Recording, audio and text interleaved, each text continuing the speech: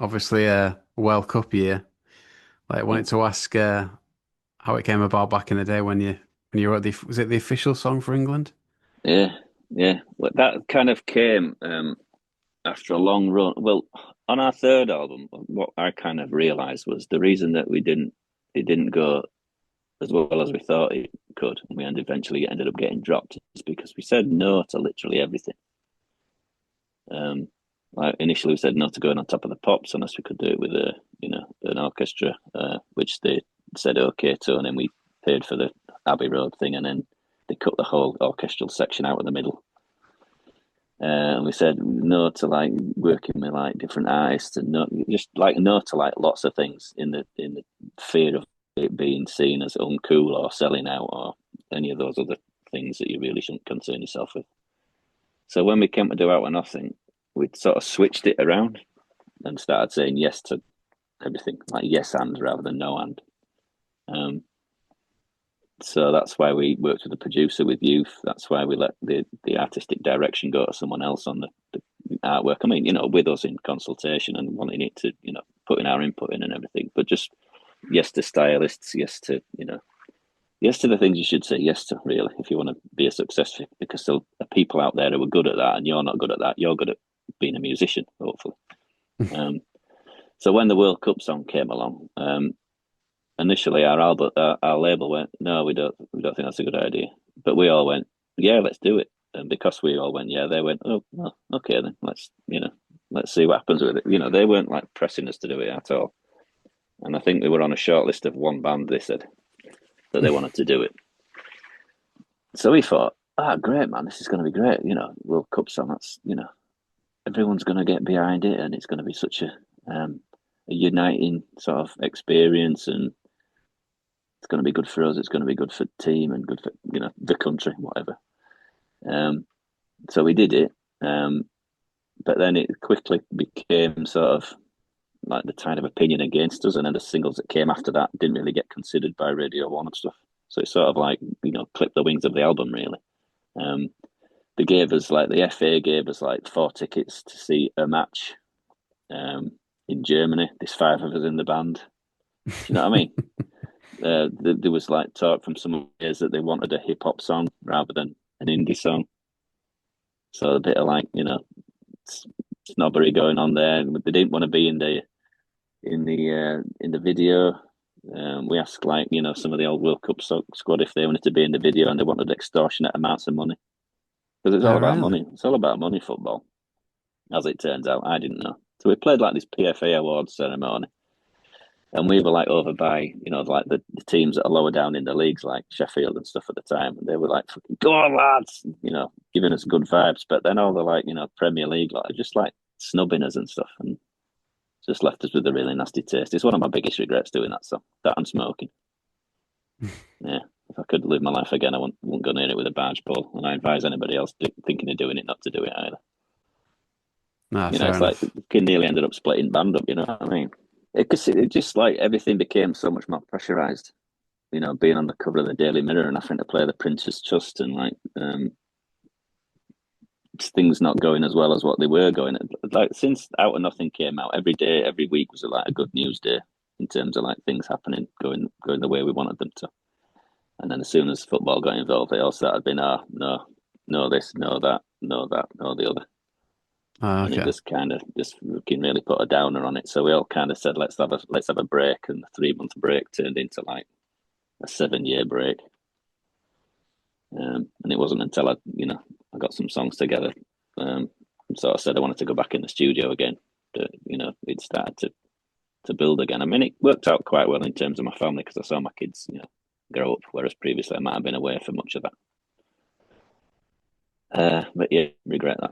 Obviously, like a World Cup year this year, and it's interesting talking to your brother because he said that one of the biggest regrets he has about Embrace is doing the World Cup song. Do you feel the same?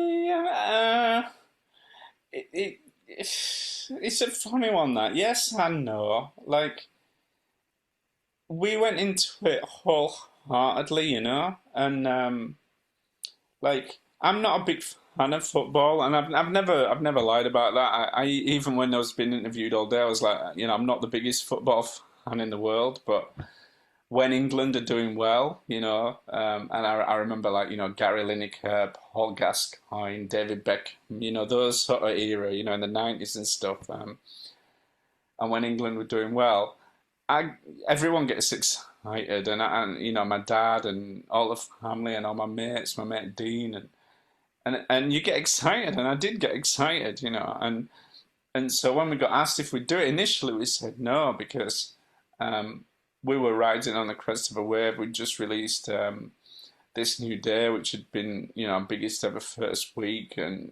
off the back of a double platinum album, and we'd had our biggest hit with Nature's Law, just missed the #1 slot, and so when they asked, we were like, no, this we don't need it. But again, it's like the Chris Martin thing. It was like, well, after we got dropped, after the third album, we used to say no a lot at the beginning. Like on the first album, we'd say no to everything. We said no to Top of the Pops. We said we were like one of those plumbers where they try and price themselves out of it because they don't really want to do the job. Like, oh, that sink is going to be $3,000 because they can't be asked doing it. Well, we did that with Top of the Pops. We were like, we'll only do Top of the Pops if you get us a full orchestra and we can do it at Abbey Road and you record us doing it live, none of this miming bullshit. And they went, all right. And we were like, oh, fuck. So, we were like quite, And we also turned down TFI Friday about fucking 50 times. They wanted us to do it, and we were like, nah, it's cheesy as fuck not doing that. And then we got dropped. And we're like, all these chances. We got asked to support Aerosmith. We got I think they offered us like $100,000 or something. We're like, no, man, that's cheesy. Like Aerosmith, So we were just too cool for school, basically.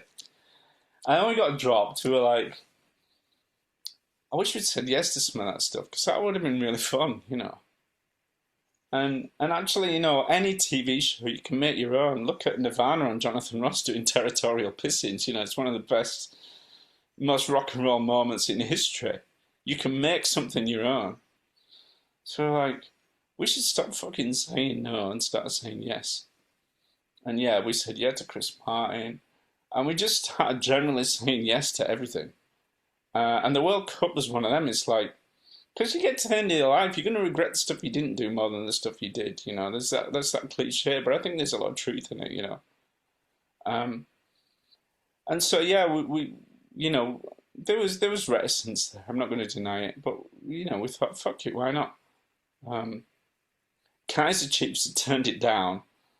We'd heard that, and so we thought, oh, well, that makes it super cool, and let's fucking do it, yeah,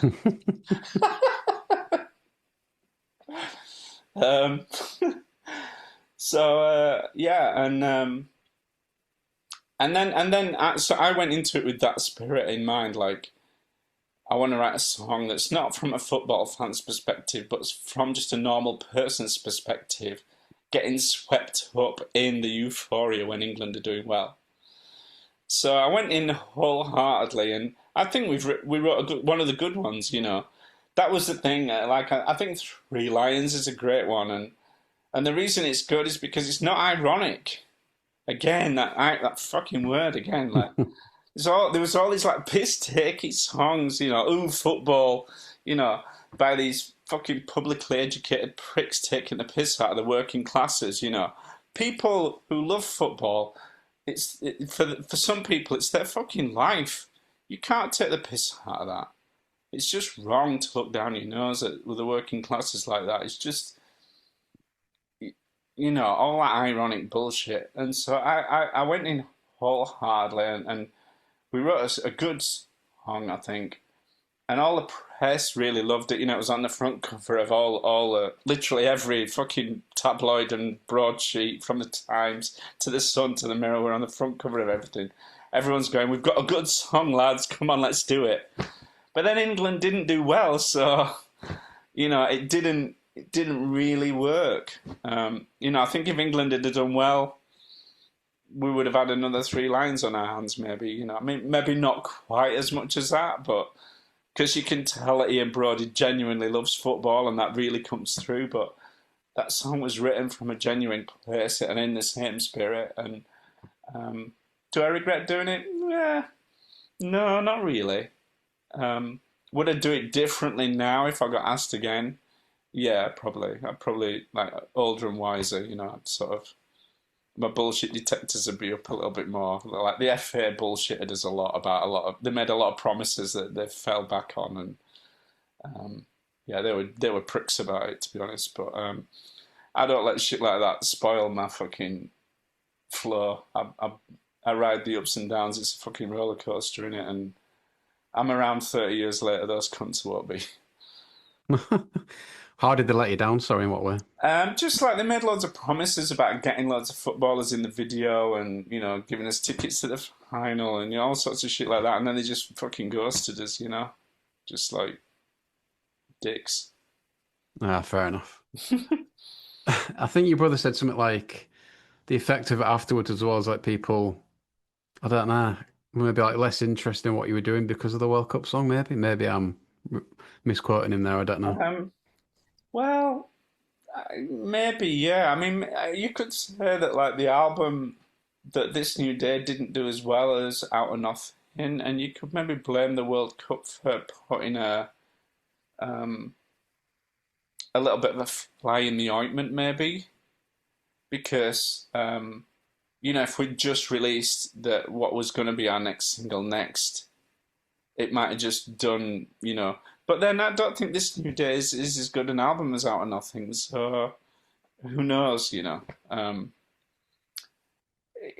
was a mixed bag. Let's say that, I have some really fond memories of it as well, like being at Shepherd's Bush on that little green, being interviewed by Channel 5 doing Keep You Uppies, and then literally just everyone coming towards me, and there's like about 1,000 people from all walks of life all coming with their phones. I'm like, whoa, everybody I didn't have a fucking bodyguard like Liam. I'm like, whoa, everybody stand back. You want a photo of me, but I cannot pose for like 1,000 selfies yet. Like, that's going to be insane. So just take a photo of me from there. And then fucking do a run. But, that was pretty mental. But and a few moments like that were pretty surreal during the World Cup euphoria, where I felt what it was like to be as famous as Robbie Williams for about a month. Because everyone was like recognizing me and shaking my hand and being, the level of famous that I am right now really suits me. Like, if I want to be recognized, I can go to places and be recognized, but generally I can kind of, most people who recognize me just kind of smile and wave and are nice. It can get a bit on top for like, people like Chris and that. They need bodyguards and stuff to keep the paparazzi at bay. I'm not at that level. I was for about a month during the World Cup song, but then, yeah, that level of I can see why, this is not really for me. So, Not fair. Did you go to Germany or anything? We, as a band, there's 5 people in the band, and we got 4 tickets. Right. For one game, and so I was the one who didn't go. Oh, fair enough, man. I was like, not asked. I wasn't asked. Steve went. Steve loved it, and I think Eric went as well. Yeah, we actually drove to that World Cup just to stay in the campsite. Didn't even go to the game, but we went to Germany with Radio 1 and did some some radio stuff with them.